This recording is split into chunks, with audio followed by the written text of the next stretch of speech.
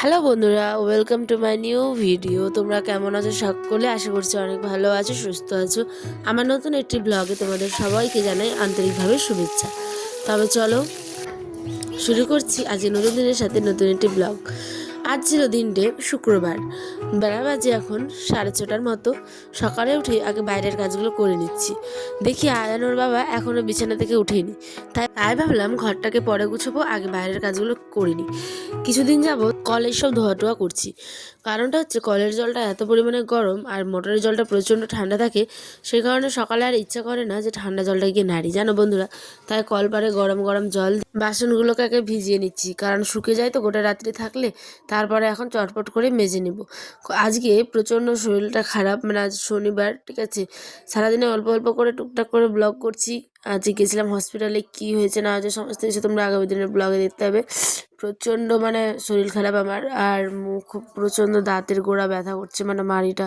তো ওই কারণে আমার আজকে কথা বলতে একটুখানি প্রবলেম হচ্ছে, কিন্তু তবুও ভয়েসটা দিচ্ছি আর কি। আর প্রচণ্ড সর্দিও। তো চলো চটপট করে, মানে ঠান্ডার দিনেও কাজগুলো তো করতেই হবে। হাজার ঠান্ডা হোক গরম হোক শরীর খারাপ হোক, সংসারের কাজ নিজেকেই করতে লাগে, ঠিক আছে। রান্নাটুকু কোনো সময় আয়নার আব্বা করে, কিন্তু এগুলো কাজ আমিই করি। কয়েকটা কাপড় ছিল, কত কাপড়গুলো মানে ধুয়েছি এর আগের দিনই দেখেছো তোমরা ভিডিওতে কত কাপড়। আজকে ছিল অল্প কিছু, তো ভাবলাম যে ওই যেগুলো রেগুলার পরে সেগুলোই একটু কেচে দিই। এটা পরে গেছিলো হচ্ছে কি বিছন জমি পরিষ্কার করতে, আর আমি আবার নোংরা একদমই দেখতে পারি না।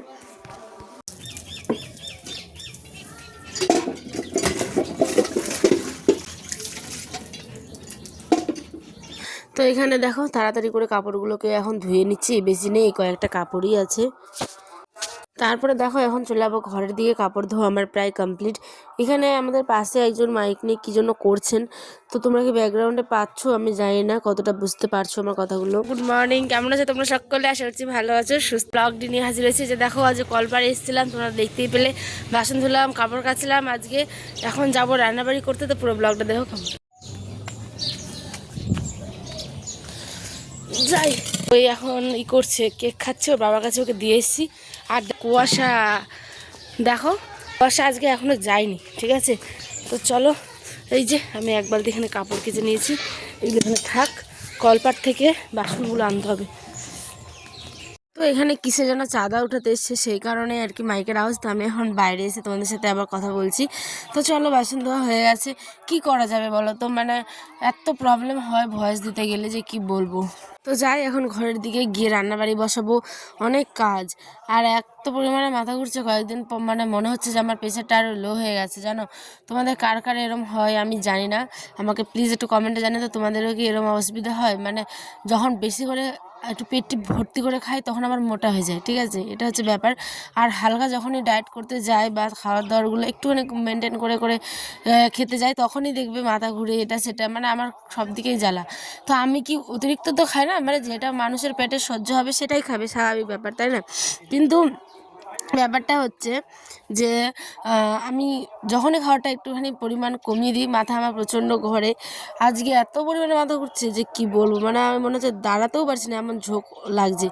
তো যাই হোক, এখানে টিভি দেখছিল ওরা, উঠে নিয়ে গিয়ে যে দেখো ঘর বারান্দা সমস্ত কিছু আমি মানে ভালো করে ঝাড়টার দিয়ে দিলাম বাসি। দেখো আয়নের বাবা কোথায় যায় দেখো। এখন আয়নের বাবা যাচ্ছে হচ্ছে গিয়ে, কোথায় যাচ্ছে বলো তুমি? যাচ্ছি। বলো কোথায় যাচ্ছ তুমি? রেডি সেডি হয়ে, মুখটাই তো দেখতে পাচ্ছি না আমি। বলো কোথায় যাচ্ছ?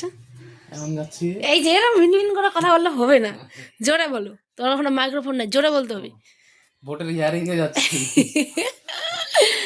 তোমার মানে কি বলবো আর, এর নাম প্রত্যেকবারই আসে, কিন্তু আমার আবার আসেনি। কারণ মানে যেহেতু সব জায়গাতে ভুল, সেই কারণেই এনাদেরও ভুল। কতক্ষণ তোমার টাইম দিয়েছে? 11:30, 12টা বাজতে যাচ্ছে, তোমার এখনো হয়নি? এই যে পুরো রেডি সিটি হয়ে গেছে। 11:30 মানে হচ্ছে 12টা, 8 ঘন্টা বাঙালিতে বেশি। হ্যাঁ আয় আয়, চলে আয়। তোমার কি একটার উপর একটা খালি আমাকে বলেছে ঢুকা দাও নিজে ওখানে। যেতে চাইছিলাম একটু, আর নিয়ে যাবে না। কি কি কি হয়েছে আব্বু?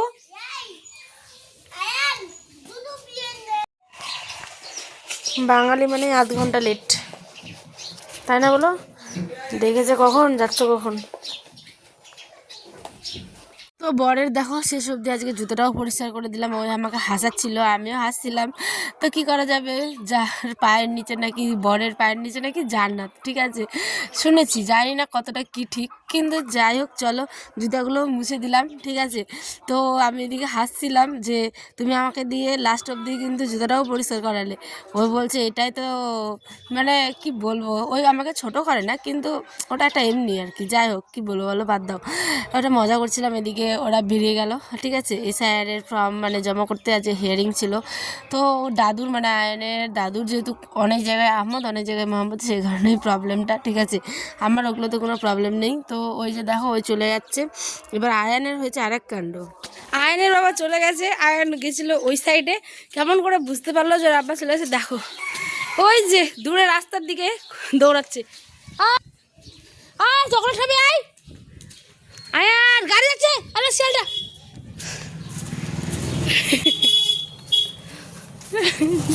আসলে ওখানে ওই ওর বাবাকে খুঁজছিল রাস্তায়, যে কোথায় চলে গেল। তো যাই হোক ওর বাবা এসে কিন্তু হাটেও চলে গেল। এই যে দেখো মাছ টাছ কত কিছু নিয়ে এসেছে।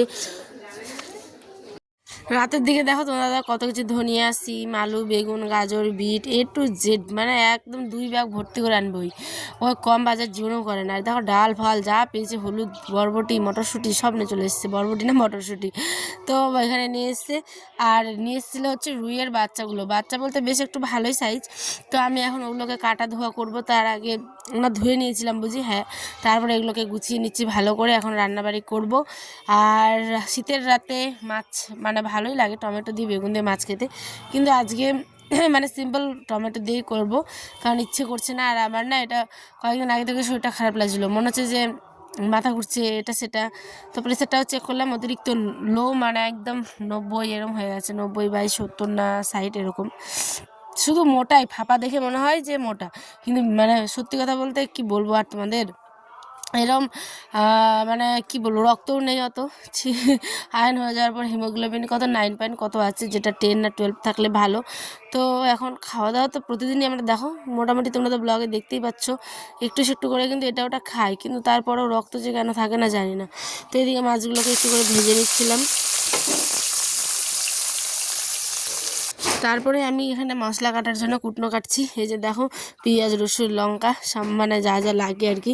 আর এদিকে নতুন রডের আলো জ্বালিয়েছে। তো দেখো আমাদের ওই বাল্বটা খারাপ হয়ে গেছিলো, তো এই বাল্বটা লাগানোর ফলে বেশ পরিষ্কার দেখা যাচ্ছে কিন্তু রান্নাবান্নাগুলো।